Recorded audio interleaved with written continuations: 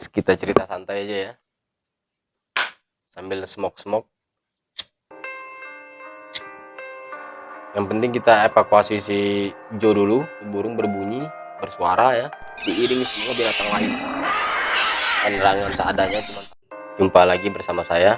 Pada segmen kali ini saya ingin bercerita mengenai pendakian Gunung Dempo. Kita berangkat itu dengan jumlah 5 orang, termasuk saya, anak saya yang berumur 9 tahun, Mutia, Cepri, sama Jo. Sebelum melakukan perjalanan pendakian, berbagai macam persiapan sudah kita siapkan ya. Next kita cerita santai aja ya, sambil smoke. Jadi kita melakukan perjalanan menuju lereng Gunung Dempo itu mulai start itu pukul 1 siang dengan harapan sampai di lereng Gunung Dempo itu pukul 10 atau jam 11 malam ya.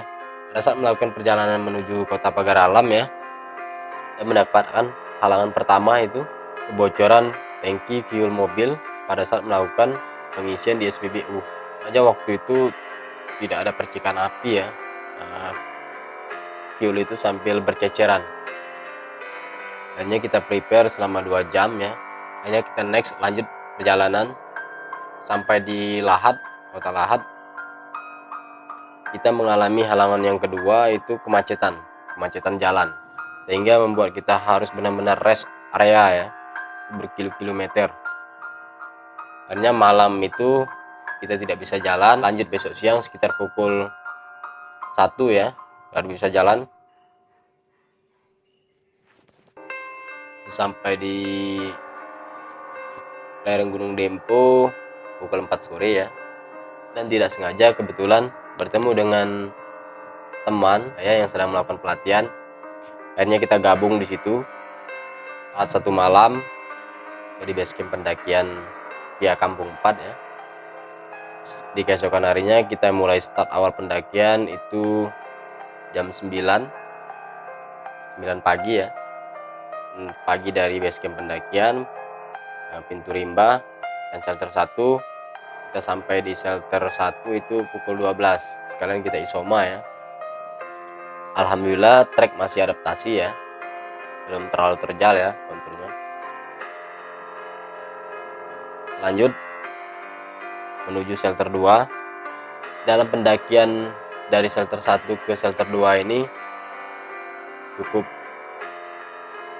seru ya, karena kita dihadapkan dengan kontur trek yang cukup terjal dan sedikit basah ya, karena habis hujan ya. Dengan jalur trek yang basah ya, yang membuat kita harus benar-benar memporsir, karena waktu menuju pelataran itu masih lama. Target kita jangan sampai kemalaman. Alhamdulillah sampai shelter 2 itu pukul 16.30. Sementara itu menuju pelataran masih memakan waktu sekitar 2-3 jam lagi ya. Hanya kita berdiskusi apakah pendakian ini dilanjut atau tidak, atau kita camp di shelter 2. Akhirnya dengan semangat adik-adik hanya kita lanjut, karena kalau kita camp di shelter 2 kita harus memakan waktu 1 hari lagi, terpaksa dilanjut besoknya ya. Dalam perjalanan salah satu dari kami, Jo, mengalami drop ya, napas sudah mulai tersengal-sengal ya. Adaptasi dengan dingin juga, dengan cuaca ya yang begitu dingin waktu itu sore ya. Kita backing, kita memberikan semangat, akhirnya semangat kembali ya. Hampir mendekati cadas, drop lagi. Mutia yang mengeluhkan dirinya ada yang menunggangi, baunya ini cukup berat sekali katanya, seperti dia ada yang menunggangi baunya ya. Mukanya sedikit pucat loh, sudah tidak bisa ngomong apa-apa lagi ya. Akhirnya saya backing dengan mengambil carrier-nya, saya gandeng dengan carrier saya ya kan, untuk mengoptimalkan kondisinya kembali. Lanjut perjalanan secara perlahan, kondisi Mutia sudah mulai stabil ya, akhirnya keril saya kembalikan lagi ke dia agar suhu panas tubuhnya lebih terjaga ya, karena membawa beban ya. Sementara kondisi anak saya masih tetap oke, mungkin sampai ke pelataran. Sementara ini baru mendekati cadas.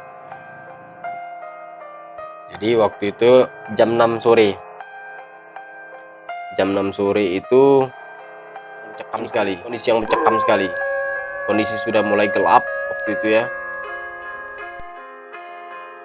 Informasi sebelumnya itu kita mendapatkan informasi bahwa sebelum cadas itu ada longsoran di jalur sebelah kanan ya, sebelum cadas. Kita jalan pas di longsoran itu, nah disitulah kondisi yang sangat mencekam. Datanglah hujan badai itu ya, dengan kabut tebal. Waktu itu kita keluarkan senter, kita pakai mantel ya, jarak 1 meter itu nggak tembus lagi senter, sehingga waktu itu kondisi Joe sudah drop lagi Joe waktu itu drop lagi dia dengan kondisi yang tidak karu-karuan, mukanya udah pucat, udah menggigil hebat ya waktu itu ya. Nah, saya pun tidak boleh panik, kita tim harus mengambil keputusan yang segera harus dilakukan ya, dengan kondisi darurat waktu itu, dengan jarak pandang yang terbatas, memasang tenda darurat di jalur pendakian dengan kondisi tempat yang tidak semestinya. Jadi kondisi tenda itu terpasang dengan tidak sesuai SOP-nya. Yang penting kita evakuasi si Joe dulu.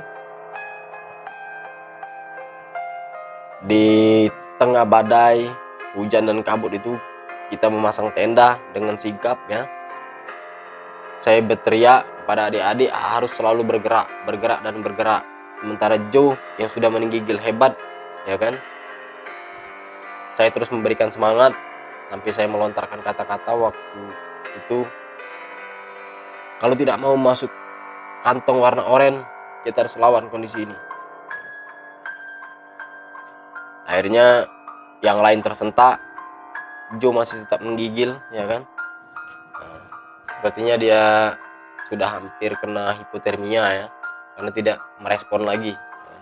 Selesai pemasangan tenda yang apa adanya, kita langsung masuk ke dalam tenda, segera memasak air hangat ya, terus mengganti pakaian yang basah.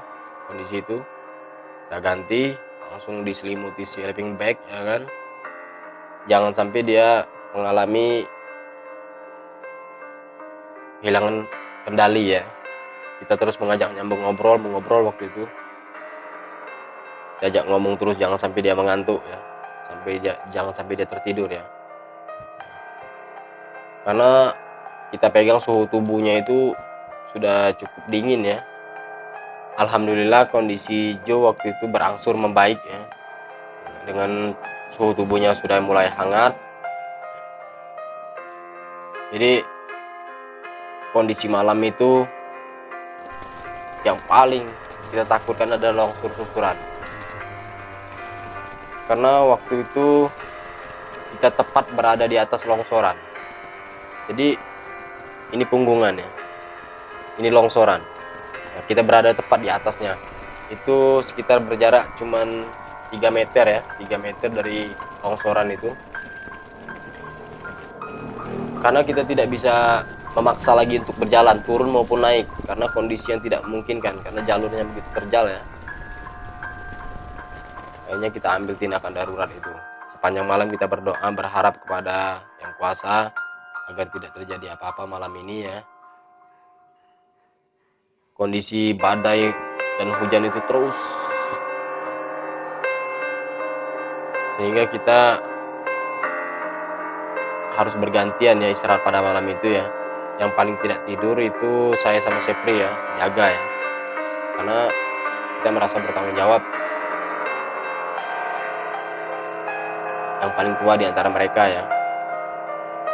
Alhamdulillah pagi pun berlalu ya. Jam 6 pagi kita bangun semua. Tapi kondisi itu masih hujan sama badai masih ada, sedikit badai ya.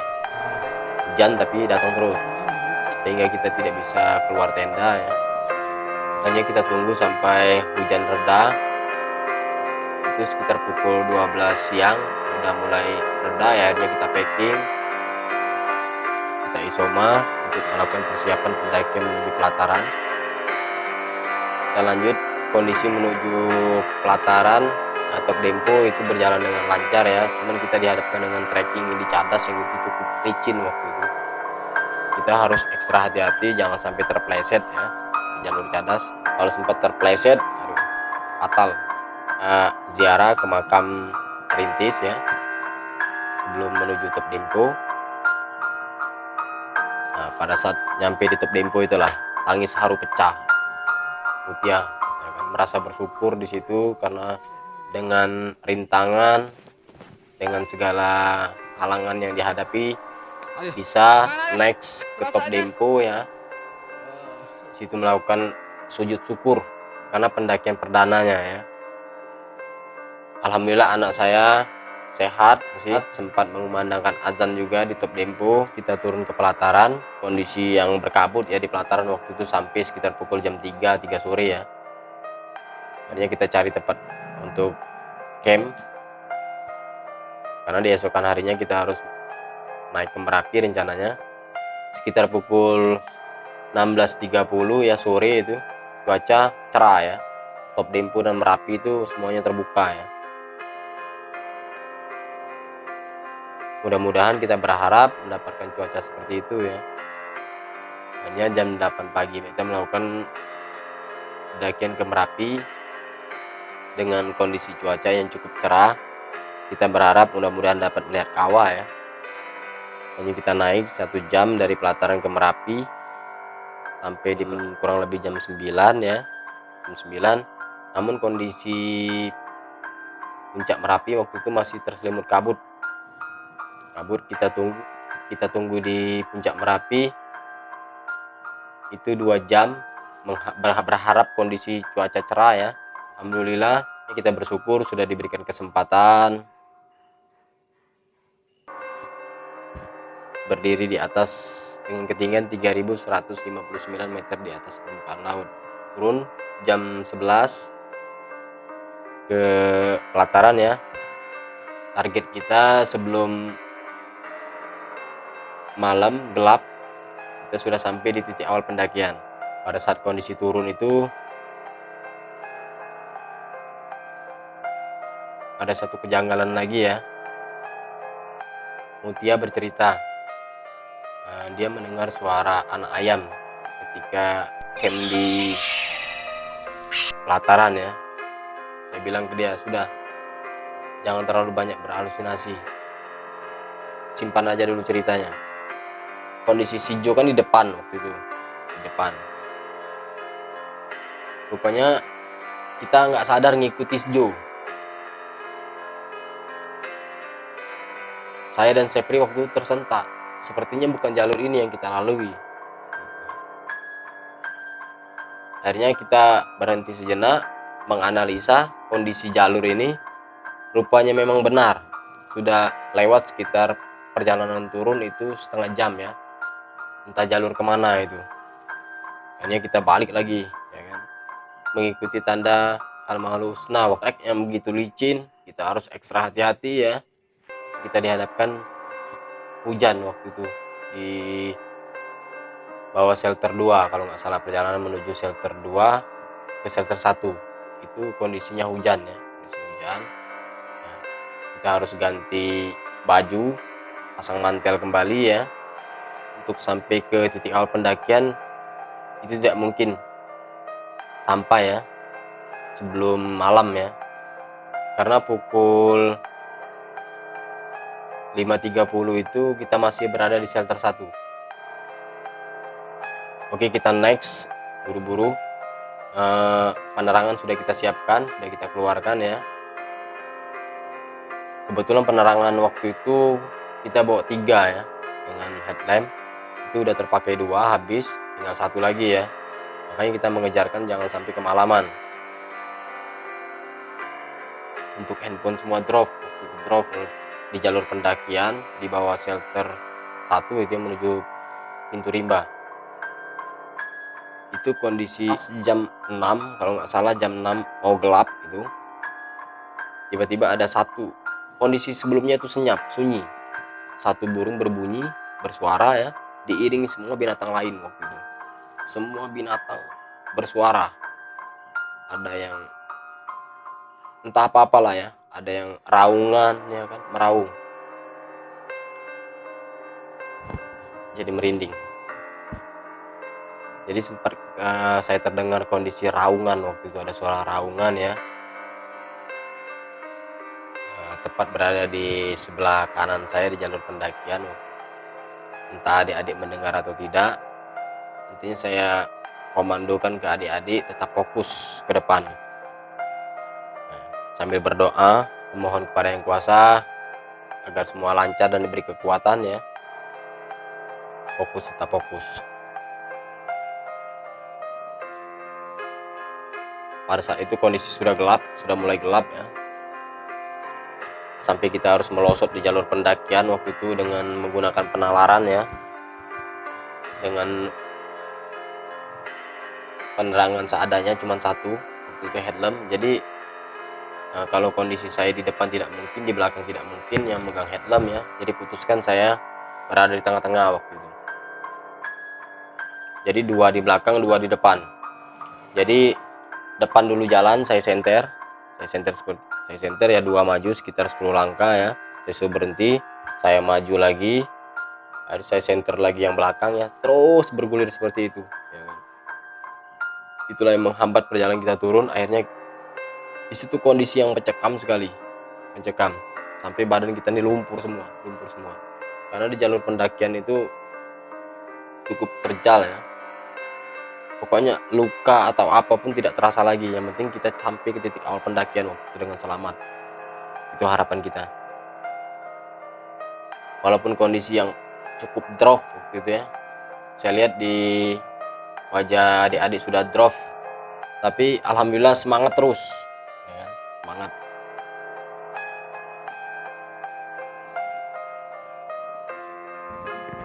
Akhirnya kita sampai di titik awal pendakian. Itu pukul 9 malam ya. Ya alhamdulillah bersyukur ya. Bersyukur sekali itu. Dengan kondisi yang kita hadapi, kita bisa lalui ya. Ada hikmah di balik semua itu. Nah, jadikan itu pelajaran. Kesimpulan dari perjalanan pendakian kali ini, tetap berpikir tenang dalam keadaan apapun.